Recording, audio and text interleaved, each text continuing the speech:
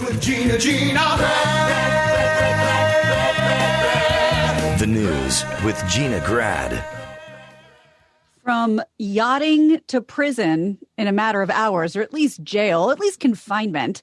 Former UFC and mixed martial arts champion Conor McGregor was arrested in France Saturday in response to accusations of attempted sexual assault and indecent exposure. That complaint was filed on September 10th, just a few days ago. The attempted assault allegedly took place at a bar, according to TMZ, but no other details about the incident have been confirmed. McGregor is being held in custody on the island of Corsica, where he was vacationing. That was according to TMZ Sports. A spokesperson for McGregor sent an email. Conor McGregor vigorously denies any accusation of misconduct. He has been interviewed and released. Adi Attar, chief executive of McGregor's management firm here in Los Angeles, said in a statement, "I'm irate and putting out a warning loud and clear. Conor McGregor is not and will not be a target of those seeking to score a headline or a payday." Well, look, a lot of famous guys have their own booze brand, you know. And you got your George Clooney, he's got his tequila. You got Cranston. You got Cranston. Yeah, Ryan Reynolds. Reynolds. He's got his gin, aviation gin. It's all very well and good, but they're not out exposing their dick in bars and slapping 65-year-old guys and Rarely. really getting into the booze-fueled mayhem that would give them the kind of street cred. Sure. You know what I mean? And I feel like, you know, McGregor's I think he's got a scotch out. But the point is he's living the life of going out, getting loaded, punching strangers, exposing himself, you know. Throwing dollies. Making it authentic. Like his activities are booze-fueled activities. You know, sitting home and running lines with your wife is, sorry, Cranston, we're all big fans, but this is not... That's weak. It's not the kind of thing tequila, you know, it doesn't force your hand that way, you know. So I'm saying, you know, good on, who did it? Oh, Conor McGregor, because he's out there living his best booze-fueled life. Truth. That's right. Yes, it's truth. And I'm sure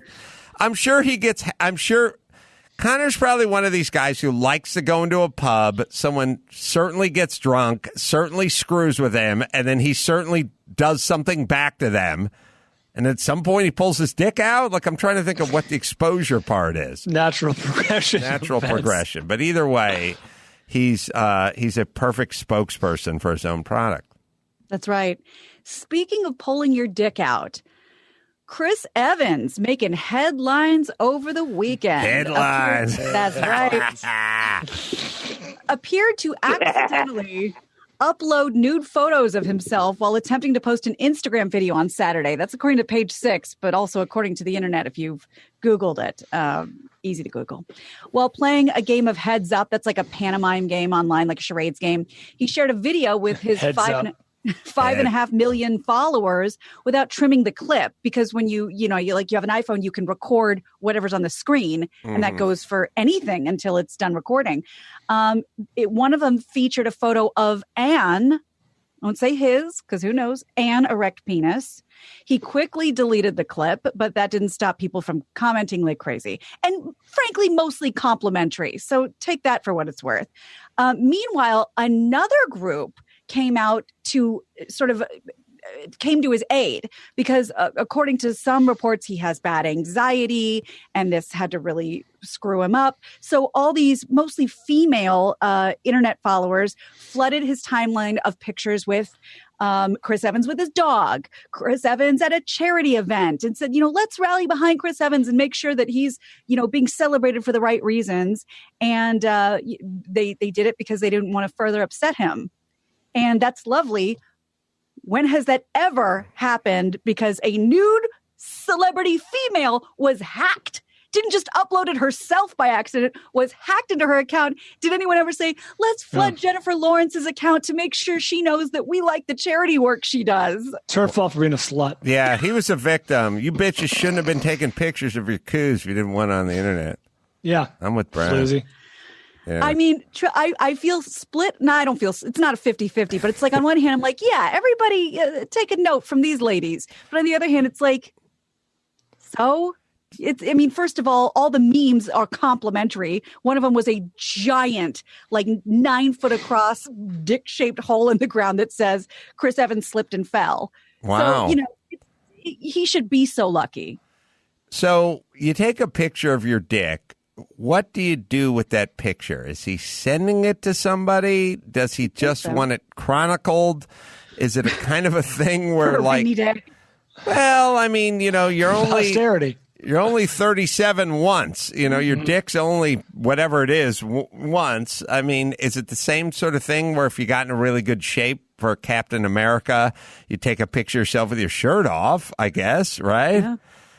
But is the dick pic for somebody or is it for posterity? And then what woman really wants a dick pic? Like, what woman really wants a dick pic up from Chris Evans? Probably a lot. Well, yeah. I guess that's true. Got to figure out. Yeah, you have to take into account who the dick is attached to. Right. That's true. Yeah, so it's attached to Chris Evans. Big factor. Yeah. And it got compliments across the board. Gender be damned. Did you see it? I did. And what's good about it? Well, I can tell you what other people complimented. Yeah. It's very, very wide. Mm-hmm. And that seemed to really please a lot of people. It seemed, it's not a microphallus by any stretch of the imagination. So he just seems, very gifted at acting and. Well, I feel like it's a self-selecting group. Like the guys who take pictures of their dicks take pictures of their dicks because they're wide, right? Yeah. Not because they're microphalluses, right? Right. Yeah. I like living in a world where Captain America has a wide, huge, girthy dick. Yeah, I do too. That is the world I want to live in. And he takes it and he has it on his phone. Mm-hmm. I mean, there's pictures of the grid of the phone. I mean, and they have the dick blurred out if we don't want to show that. But you can see all the images. One of them at the top is like a kind of like a headshot, like promo pic of him on his phone. And at the bottom it says, "Guard that pussy." Oh, really? It's a fair warning. I don't know what that's supposed to mean. I wonder. But that's also in his images. Yeah, I wonder. Sorry, I think we might have it. Can I get the drop? We will. We'll see if we can find that picture. Is that so? I don't know enough about phones. Is it on the front of your phone? It's like there. Oh, good. It's not Look your at the risk I'm screensaver. taking by showing you this. No, you just hit your photos album, and whatever's there when it his pops dick. up. Oh, okay. Okay. Why does Adam get to see it? Yeah, it's pretty Was I wrong? girthy. Yeah. It's kind of tough, though. I mean, Why? a lot of shading and angles and stuff. That was nighttime. Contours. Yes. All right. Everyone's got a dick. We should be more like Europeans and kind of move on. That's what I'm saying. Respect it. Mm-hmm. Respect the dick. Yeah. So San Francisco residents will be casting ballots in November to see not only about everything we already know they're voting for, but also if the city should allow 16-year-olds to vote in local elections. If the proposition passes, San Francisco would become the first major American city to give 16 and 17-year-olds the right to vote in municipal elections. They're not the only ones doing this, by the way. Tacoma Park, Maryland, which is right outside D.C., they also do that. They allow people as young as 16 to vote in local elections. They've been doing it for years, apparently. And skeptics, of course, argue that 16-year-olds aren't mature enough or informed enough to cast a ballot, and that the policy could be inconsistent with other age-related requirements in the United States. But San Francisco might join Tacoma Park. You can drive a car at 16, but then there's the booze, the cigarettes, the army. I would say in this country or any country, I think the age you could enlist in the services should be the vote age. That makes sense to me. Sure. If you can join the army, you should be able to vote. You shouldn't be able to be in the army and not vote. On the other hand, you probably shouldn't be able to vote before you're able to enlist in the army. That seems sensible. Let me throw this out there because it's for local elections, so it's kind of smaller stakes. Obviously, it's not national elections. But Adam, a 16-year-old, I don't know about you. At 16 years old, I had a job. I was paying taxes, and you're often like, "Hey, that guy pays taxes," or "I won't pay your taxes," and everything. It's like, "Oh, okay. Well, if you're paying into the system, you should have a say where your money goes, right?" Yeah. Yeah, but But also, then you're still a minor and you live at home. It's kind of both. It doesn't really matter. and when you're 16, you may care about the presidential election because that's on your radar and everyone's talking about it. But do you care who becomes your city's comptroller? Your alderman. Yeah. I don't know. For me, I like 18. I like the military thing, but I would also say cigarettes and booze. Might as well move the booze Across to the board. 18 as well if you're going to join the Army. Once you can join the Army, you should be able to drink. Or it'll be 21, but if you do join the Army, you can drink at 18. Maybe that would entice more people to sign up. But I don't have super strong feelings about it. Although 16-year-olds now are like 12-year-olds of yore, so we have to adjust for inflation, right? That's a good point. Right. Yeah. So technically, we should all be waiting till we're 25 when we can rent a car without supervision and everything else. People are leaving California in droves, apparently. This is probably a surprise to no one, but between the wildfires, the air quality, the cost of living, between 2007 and 2016, some 5 million residents moved to California and 6 million people moved out. Now, where did they go? Well, again, this probably won't shock you. According to the census data in 2018, more than 86,000 people left for Texas, 70,000 left for Arizona, 55,000 left for Washington. And voters have considered some serious or some condition to leaving due to high cost, heavy taxation, and political culture. Now, people making less than $55,000 or less a year were mostly moving out of California during that time. People making $200,000 or more started moving in, but far less of them. California's 40 million residents are only seeing the state's issues exacerbated in the pandemic as we now have all the COVID cases and the wildfires, and we're kind of shining a light on people exiting again. You know, I have this thought every time I go down to Malibu, which is, a nice home on Pacific Coast highways, $10 million. You want to live like right next to the ocean, but you can live in Van Nuys in a crappy apartment and just drive to the ocean and use it.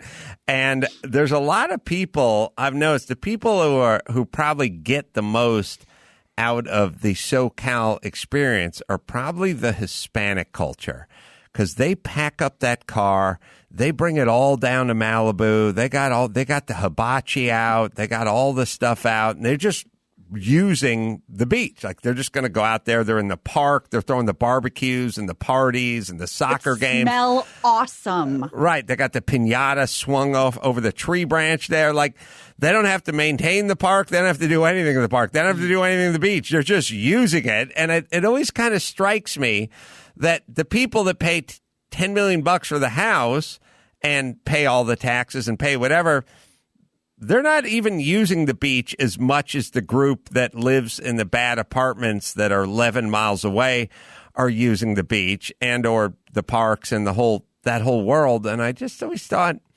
if I was out here, if I was, I've always kind of said that, like if my son, it wasn't going to have a go at it, wasn't going to make a bunch of money, wasn't, going to be a captain of industry or anything, just go get a little apartment, live in Santa Barbara, and work at a Starbucks and just surf all day. Like, just use it. I don't know why I marvel that the houses along Malibu are $10 million, but if you want to drive for 45 minutes, you can just use the whole place for free and then just get up and leave. You don't have to pay those taxes. You don't have to own those homes.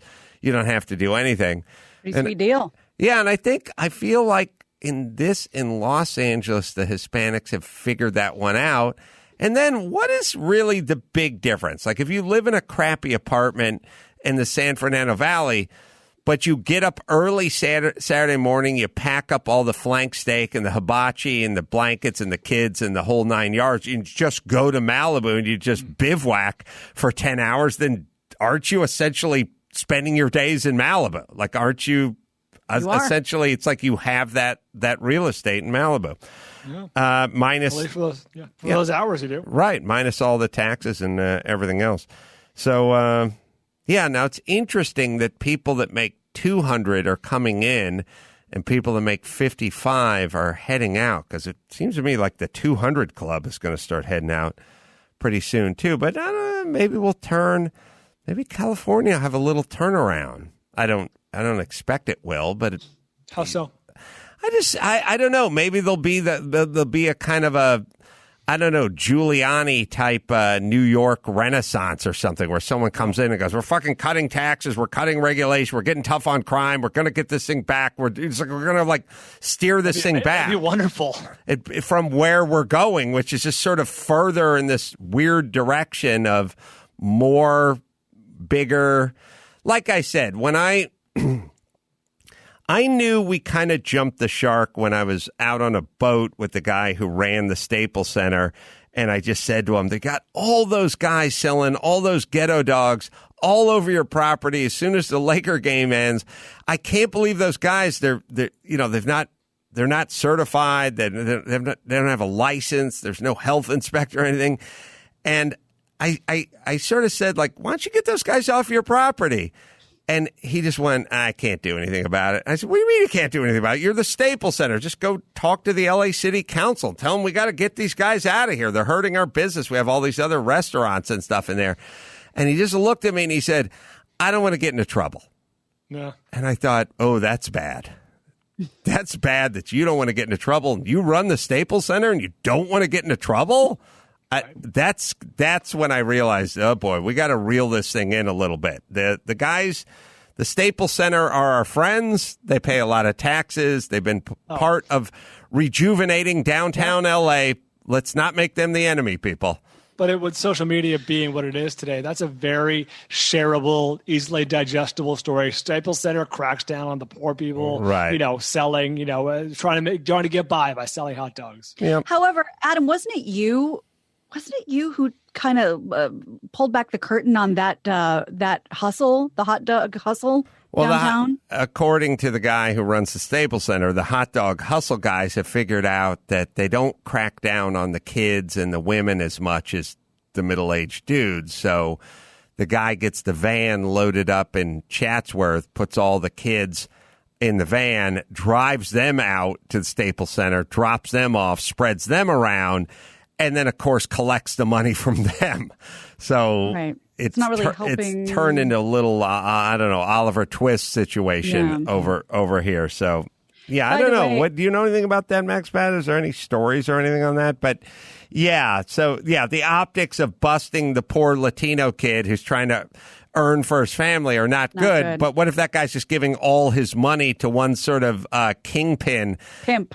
Pimp essentially, yeah, right? Who's maybe cartel related or something, and this is just one of their many tentacles. Anyway, by the way, that's the macro. I'm sorry, the micro version. The macro version is, I don't know who he heard this from, but we said this. Tim Conway Jr. said this on the show the other night on KFI. When you're like at a grocery store and they say, you want to give your change to charity, and you feel like a total asshole if you say no. According to him, don't feel bad because all they're doing is collecting that for their pot. The write-off. Exactly. Giving it to the charity for their own write-off. Oh, so wow. do not feel like a scumbag for not giving them their write-off money. Did not know that. All right. What else we got, Gina Grant? A lock of Abraham Lincoln's hair, along with a blood-stained telegram about his 1865 assassination, have been sold at auction. They got more than they thought they were going to get. Anybody have a guess what it's sold for? As a package or individually? Well, that's a good question because the picture, which they'll put up in a second, is just the lock of hair, I think. Mm-hmm. But I should look into that. But we have the lock of hair picture. So I would just say it's locks. A package deal. Yeah, I was going to say that's a good swath right there. That's a bushel of hair. It's a strange color. Yeah. Imagine the centuries haven't been too kind to it. Yeah. So these locks of hair, were they taken from after he was assassinated? Yes. Must have been.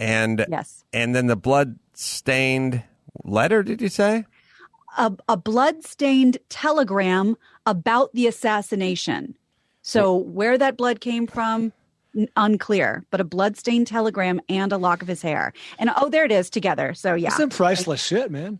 Now I'm going to give you a little, you want to hear the backstory on this first before you guess? Yeah, I would. It has something to do with John Voight and Nick Cage. Right. Yeah. Coming together to find this, right? That's right. Sure. Putting aside their differences. So no information about the buyer, but the roughly 2-inch lock of hair was removed during Lincoln's post-mortem examination after he was shot at Ford's Theater. It was presented to Dr. Lyman Beecher Todd, a Kentucky postmaster and cousin of Mary Todd Lincoln. Of course, his wife, according to the auction. And Dr. Todd was present when Lincoln's body was examined. The hair is mounted. Sorry, should have finished this. Could have answered your question early, Brian. Hair is mounted on the official War Department telegram sent to Dr. Todd by George Kinnear, his assistant in Lexington, Kentucky, in the post office. The telegram was received in Washington at 11 p.m., April 14th, 1865. It did sell for more. It was auctioned for more than they thought it would be. They didn't have photographs of the autopsy back then, even though they had cameras. I don't know. I mean, they had cameras, no photographs of the autopsy, as far as I know. I know there's illustrations. It's kind of weird because they had photography back then, kind of sparingly. Must have just kind of started. I mean, you see photographs of like old Indian chiefs and Abe Lincoln and Lincoln, yeah. Yeah, you this see would have those. been perfect because you have to sit for a long time. Yeah, you see those old photographs. It's weird that they didn't think to use photography to sort of like officially capture things and document things. You know what I mean? Like if it was something you do, you'd sit for a photo and you'd put a picture, you have a picture of yourself. But it's interesting that they didn't use it sort of from a medical forensic kind of policing kind of way like we would do it now. We document everything. All right. I'm going to say I have no idea. So I'm going to say $1.2 million. I was about to say 1.5. You guys are a couple of suckers. You could have got it much cheaper. They thought it was going to sell for $75,000. It sold for $81.2,000. That's surprising. Yeah, it's not. I mean, you can get a loaded Ford pickup truck for $82,000. They're not making more of Lincoln's hair. That's right. True. Wow, I'm surprised. Hey, speaking of old timey photographs, you know why when the little babies were always in white dresses, you know, whether they were boys or girls, on a flurry, like ruffly white background? Because a lot of times the mom or a person was sitting on a chair with the baby on their lap and put like a ruffly sheet over them to keep the baby still and in place. So they're usually sitting on someone's lap in those pictures. I thought that was kind of interesting. It is pretty insane, the first photograph. I mean, the first notion of a photograph. I mean, if you really just think about the concept of a photograph, like you could see somebody and for, eons, people would just draw a picture of that person that was sitting across them, do a portrait of the Queen. But the actual capturing of that person is pretty insane if you think about it through the eyes of a person who was born before it existed, right? The actual capturing of a human being or anything, a bird or a waterfall, like it didn't matter. But hundreds and thousands of years of drawings of like pharaohs and nature and like everything, and at some point it's like, nope, that is the actual person. Or that is the actual river, waterfall, or landscape. Enough with this photorealism bullshit. Yeah, it's kind of pretty crazy. So do we just at this point consider it undignified to take a picture in a courtroom? I mean, why aren't we doing that?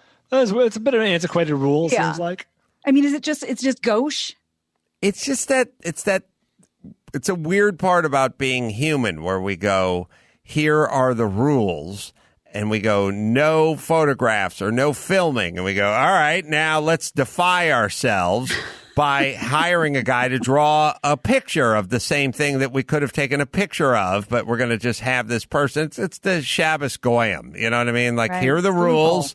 Okay, now let's see if we can defeat those rules. Yeah, it's it's a very interesting part about society, because it's like, who made these rules? It's not like these rules. I've always said it's not like our alien overlords imposed these rules and then we thought we got to get around these rules somehow. We'll have a courtroom sketch artist. These are our rules. We made these rules up, and now we're actually going to work around our own rules. Their religion is filled with this stuff. Oh yeah, it's a very interesting sort of human.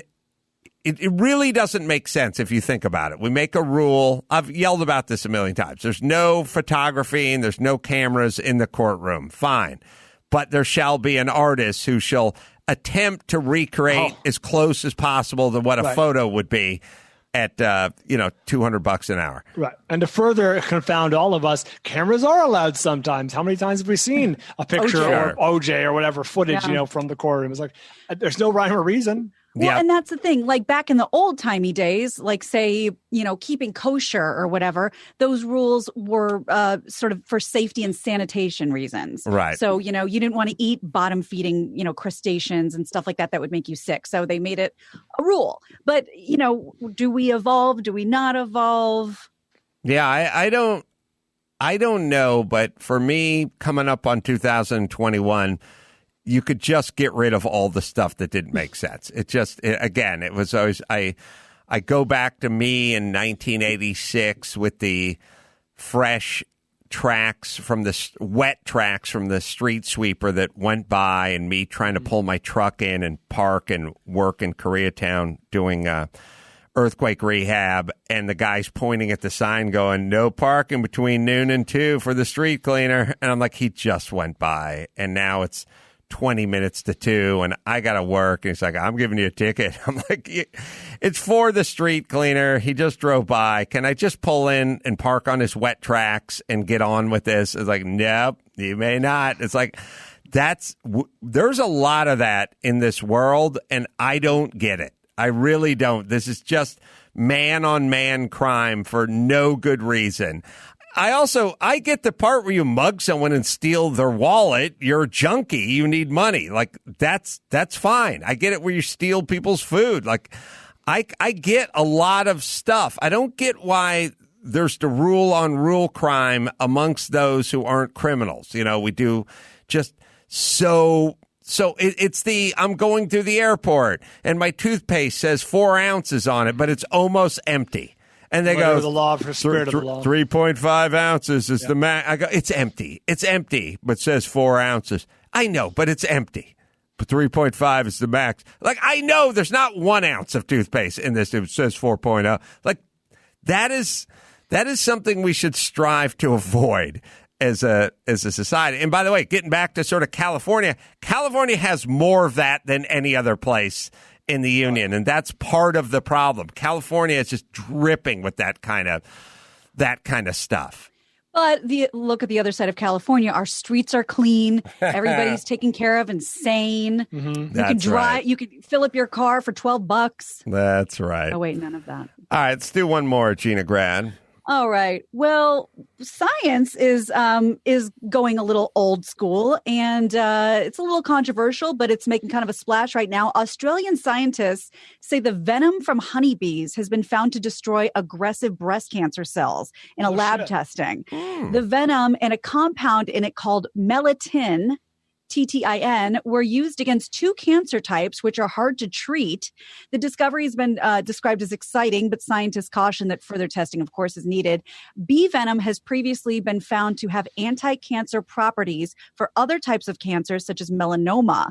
But the researchers warn more work is needed to see if venom could actually work on a scale as an actual cancer-fighting drug. Researchers, I should say, never want to be out of a gig, because whenever they have a breakthrough, they just go, slow your roll. A lot more research is needed. Don't quote me on that. Keep your checkbook out. There's a lot more to be done over here. Don't close those Bunsen burners just yet. We're not closing up shop. We got a lot more to do. First, we got to find bees. I don't know where we're going to do that. And we got to milk them. Good luck with that. So just get those checkbooks back out, because we got a lot more to go. Nobody warns like researchers. They come up with the greatest thing ever, and then they go, but hold on. More research needed. More research is needed. Well, good. I do like that stuff where, trying to think of like where they take like the bubonic plague and they inject it and it goes after the cancer cells or whatever. Immunotherapy. Yeah, whatever that stuff is. Like, I do like nature fighting nature. Right. I like that. I like it when there's some insect that's eating the crops and they take the praying mantises and they release them and they eat all those insects. Like, I love that. I love the cancer version of it. I love the sort of nature, insect version of it. I do always think those answers make the most sense, that there's something in nature that will defeat this other thing in nature. Some balance, some harmony. Right. All right, let's bring it home, Gina Grad. You got it. I'm Gina Grad, and that's the news. That was the news with Gina Grad.